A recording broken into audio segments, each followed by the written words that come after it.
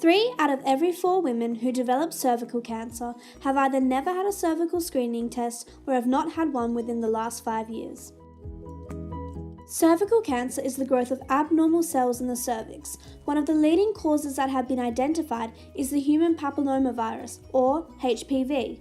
HPV is a common sexually transmitted infection that can cause cervical cell changes, and some of these changes may lead to cancerous cells. You can get cervical cancer at any point in your life after you become sexually active. The good news is that early detection is possible.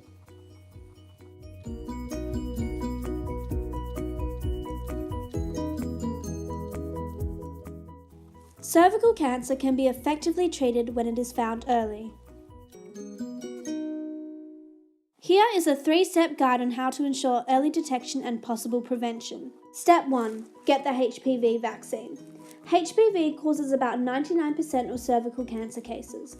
While considered to be a sexually transmitted infection, condoms only offer some, but not total protection from the virus. But worry not, the HPV vaccine prevents infection by certain types of HPV.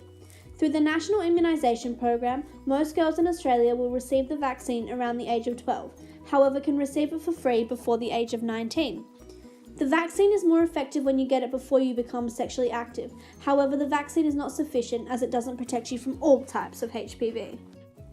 Step 2. Follow up with the cervical screening test.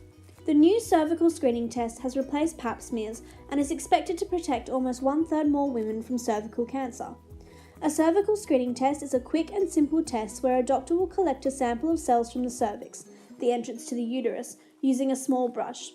The cervical screening test is more accurate than the Pap smear because it detects HPV, whereas the Pap test only looked for cell changes in the cervix.